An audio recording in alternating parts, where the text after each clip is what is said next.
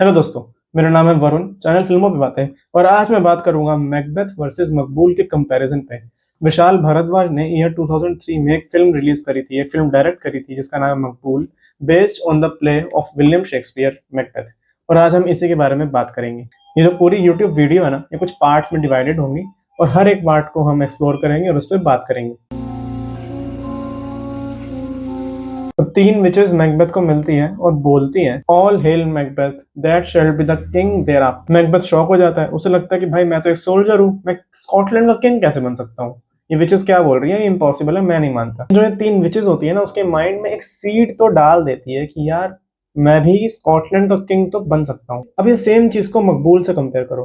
अब मकबूल में विचेस तो है नहीं। मकबूल की जो कहानी है ना, वो मुंबई के अंडरवर्ल्ड में है, खासकर 90s के टाइम की।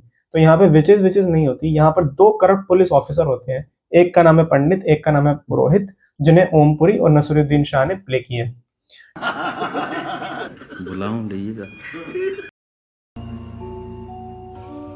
बोलते हैं मकबूल को कि शायद एक दिन तुम अब्बा जी की जगह पे होंगे। तो एक तरह से ये भी मकबूल के दिमाग में एक सीड प्लांट करते हैं एम्बिशन का, उस थ्रोन का। यहाँ पे मकबूल को प्ले किया है इरफान खान साहब ने। इस तरह से तीन विचेस को 2 करोड़ पुलिस ऑफिसर के थ्रू दिखाया गया है। मैकबेथ मकबूल बन गया है और जो पंडित होता है वो बार बार कुंडलियां बनाता रहता है और मकबूल का फ्यूचर उसके दिमाग में भरता रहता है।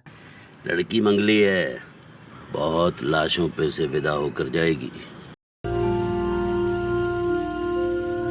मैकबेथ का सबसे फेमस सीन है डैगर सीन। मैकबेथ बोलता है, is this a dagger which I see before me. मतलब डंकन को मारने से पहले उसे ना एक इमेजिनरी डैगर, डैगर मतलब एक छोटा सा चक्कू उसे नजर आता है। ये डैगर एक्चुअली में उसका गिल्ट भी है कि मैं क्यों मारने जा रहा हूँ डंकन को, और उसका एम्बिशन भी है। मतलब वो राजा बनने वाला, तो उसके पास तलवार होने वाली है, ये सब दिखाया जाता है प्ले के। मैकबेथ किंग डंकन को सोते हुए मार देता है। अब यहाँ पर एक और चीज है, मैकबेथ में लेडी मैकबेथ होती है। लेडी मैकबेथ एक्चुअल में मैकबेथ की वाइफ है।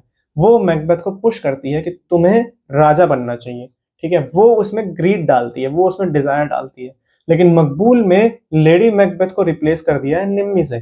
निम्मी अब्बा जी जहांगीर खान, प्लेड बाय पंकज कपूर, उनकी वाइफ होती है। और वो मन ही मन में मकबूल को चाहती है, मकबूल भी कहीं ना कहीं उसको चाहता है, वो भी उसकी तरफ अट्रैक्ट होता है। और यहाँ पर निम्मी उसे पुश करती है कि तुम्हें अब्बा जी को मारना है। अब अब्बा जी को मारने से पहले उनके वहां पे ना शादी चल रही होती है। अब मकबूल को यहाँ पर डैगर नहीं दिखता, उसको ना फर्श पर खून दिखता है, क्योंकि उस रात को वो अब्बा जी को मारने वाला होता है। उस घर में शादी चल रही होती है गुड्डू और समीरा की। गुड्डू जो कि काका का बेटा होता है, काका प्लेड बाय पीयूष मिश्रा, और समीरा की शादी होती है, समीरा अब्बा जी की जो बेटी होती है। तो यहाँ पर इस तरह से प्रेमाइसिस सेटअप किया गया। और मकबूल अब्बा जी को सोते हुए मार देता है। जैसे ही वो मारता है, उसके खून के छींटे निम्मी पर पड़ते हैं। कि हमें समझ आएगा कि वो सीन क्यों दिखाया गया, जब अब्बा जी को मारा और वो खून के छींटे निम्मी पर पड़े।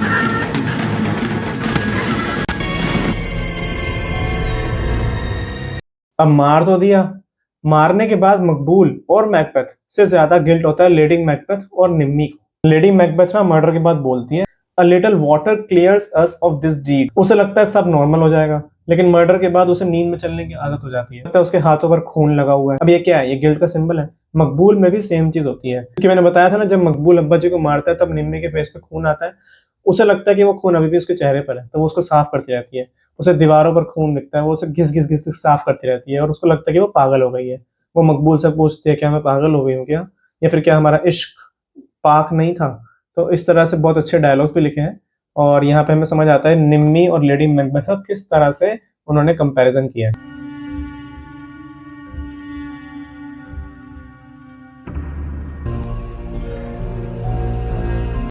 इंटरेस्टिंग चीज है, मतलब ये जब मेरे को समझ आया तो मैंने भी सोचा है विशाल भारद्वाज ने कितनी मेहनत से फिल्म बनाई है। मैकबेथ में जो तीन विचेस होती हैं, वो मैकबेथ को बोलती है, जब फॉरेस्ट तुम्हारे महल तक आएगा तब तुम हार जाओगे। अब मैकबेथ सोचता है, भाई ऐसा तो कभी हो ही नहीं सकता कि फॉरेस्ट चल कर आए, मतलब पेड़ कैसे चल सकते हैं।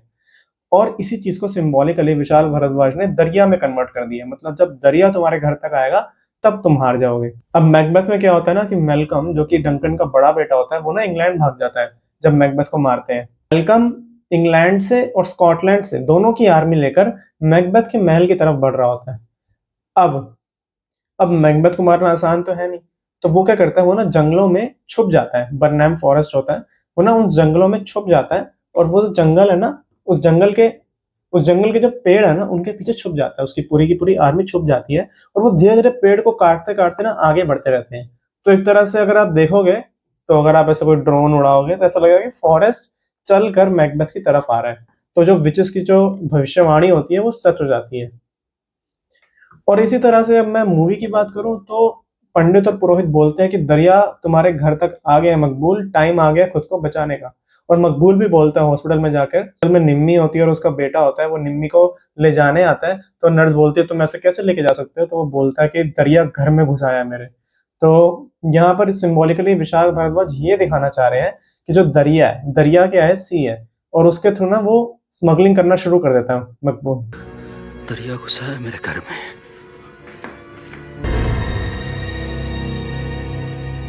लेकिन कस्टम ऑफिसर्स वाले उसे पकड़ लेते हैं। अब उनके पास सबूत मिल जाता है, तो वो मकबूल के घर में रेड डालने चले जाते हैं।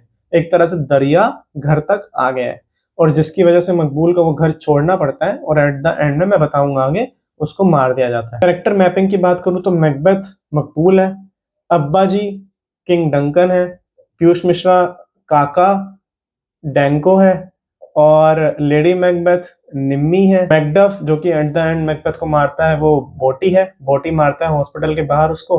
और जो फ्लियांस है वो गुड्डू है, गुड्डू काका का बेटा, पीयूष मिश्रा का जो बेटा है। स्टोरी का स्ट्रक्चर तो सेम ही है।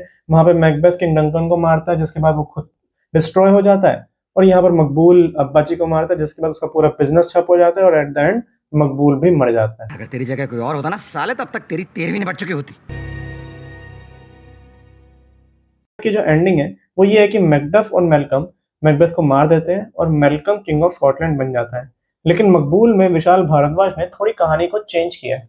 मतलब उन्होंने ये दिखाया है कि जब कस्टम ऑफिसर्स मकबूल के घर आते हैं, मकबूल घर से भाग जाता है, तो वो जाता है हॉस्पिटल में अपने बच्चे को लेने, क्योंकि निम्मी तो मर चुकी होती है, अब उसको अपना बच्चा चाहिए होता है, वो एयरपोर्ट जा रहा होता है। तो वो हॉस्पिटल में जाता है, तो वहां पर गुड्डू काका का बेटा पहले से मौजूद होता है, और उसके साथ में उसकी वाइफ भी होती है, और उन दोनों ने मकबूल के बच्चे को उठा रखा होता है। तो एक तरह से वो उसको अडॉप्ट कर लेते हैं। मकबूल ये कांच के शीशे के थ्रू देखता है, और उसको कुछ समझ नहीं आता वो क्या करे। मतलब एक तरह से तो वो सोचता यही है कि यार चलो सही हुआ, मेरे बच्चे की केयर करने वाला कोई है, और उसको गिल्ट भी होता है कि उसकी वजह से अब उसका बच्चा अपने बाप को कभी पहचान भी नहीं सकता।